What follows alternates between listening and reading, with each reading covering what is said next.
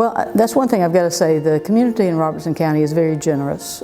When we have a need, we just put out a request, and it seems like people just sort of flock to us to try to help. And that's a very giving community in my mind. Well, unlike a lot of the other communities that surround Nashville, we are probably not the poorest, maybe, but we have a lot of poor people that live in that community.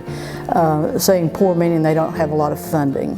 The living poor, the working poor live in that community. We've got people that have jobs but are not making enough money to really support their families in the means that they would like to, and therefore they do come to the food bank to get assistance. I would like to see at some point in time, I know the government's always saying we're going to catch up and everybody's going to be making a living wage, but right now that's not the case, and in Robertson County that's definitely not the case. And so for the last 5 years now, we've had at least 200 families that have been able to have that Thanksgiving meal and also the Christmas meal. So we've been trying to put together ways of helping them have a more normal life, a more enjoyable life. And all I've got to do is just ask people to step up, and usually they'll step up. We have a opportunity.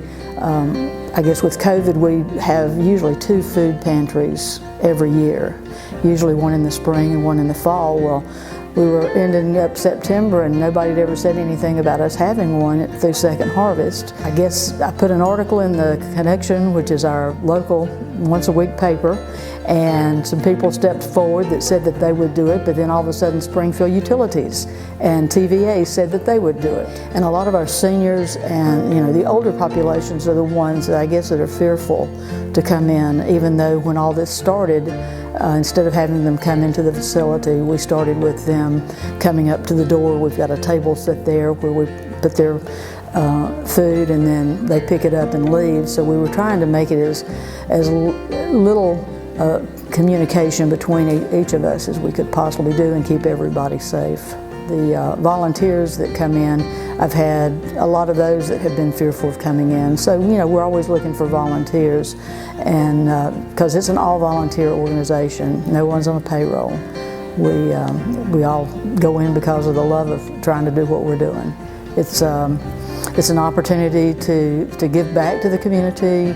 I feel very fortunate with the life I've led, and I look out and I see that so many people are struggling, and it was a good opportunity for me to try to help those people that were in need.